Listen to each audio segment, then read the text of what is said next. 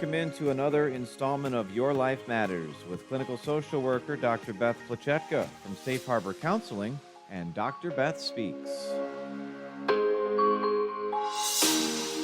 And Dr. Beth joins us in studio again on this Monday. Doctor, how are we doing today? I'm good, and happy Monday, Mike. How are you? We're doing all right. For a Monday, doing Yes, okay. right. Welcome back, right? Yes. Our topic today is now we're into the month of October, which happens to be Bullying Prevention Month. We kind of started this topic last week, and we revisit it each year around this time. Workplace bullying. Today is show 2 in this little series. So where are we focusing today? Well, today we're going to talk about where bullying takes place and what it kind of looks like in those, generally speaking. So, Mike, would you ask me a question? Would you ask me, where does bullying take place? Doctor, tell me, where does bullying take place? There's a really short answer.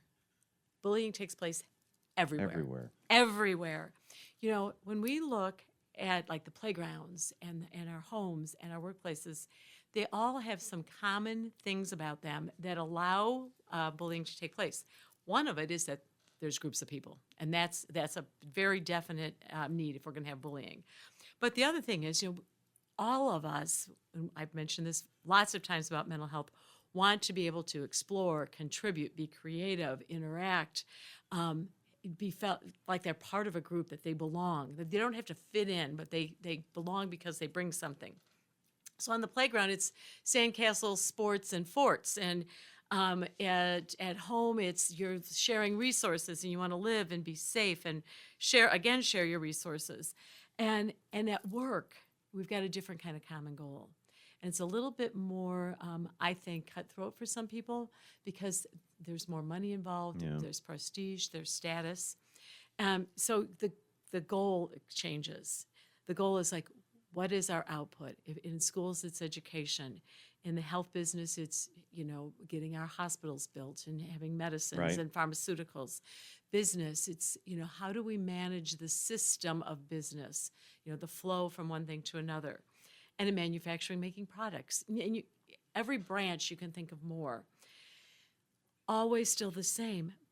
And it's good that we have different skills and perspectives, but what happens is we start shaking into an organizational system. Now, we always have one that is identified. Somebody's boss, right? Then everybody has different roles. Yep. But then there's that subtle stuff in between.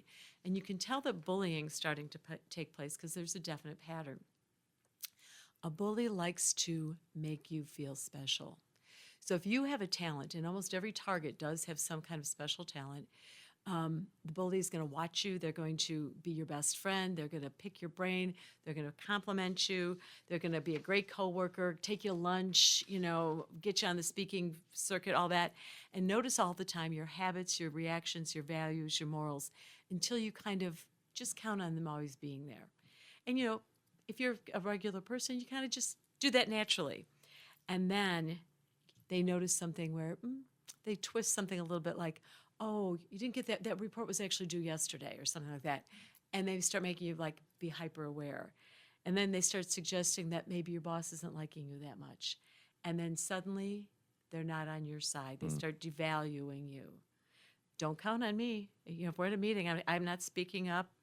They're silent. They point out your flaws in public. And then later say, oh, I hope you didn't mind. I just wanted to make sure you knew that paragraph was out of order.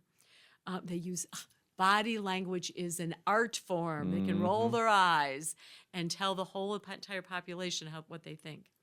And then they leave you. You get fired, dumped, uninvited, totally ignored. And so it can take place anywhere. It can be in a sport. It can be on the playground. It can be at work. It can be at home. And it's important people recognize the pattern. Yeah, it's interesting that it can start with such positive, signs initially, and then it can turn completely around. And it's tough and more prevalent than what we are aware.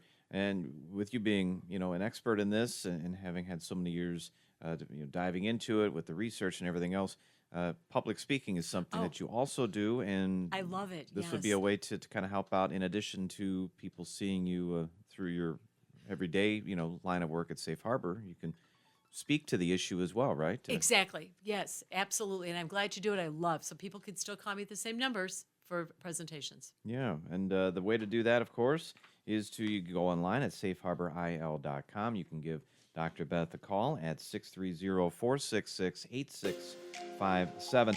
There's also a Facebook presence if you'd like to contact Safe Harbor Counseling or Dr. Beth Plachetka through Facebook as well.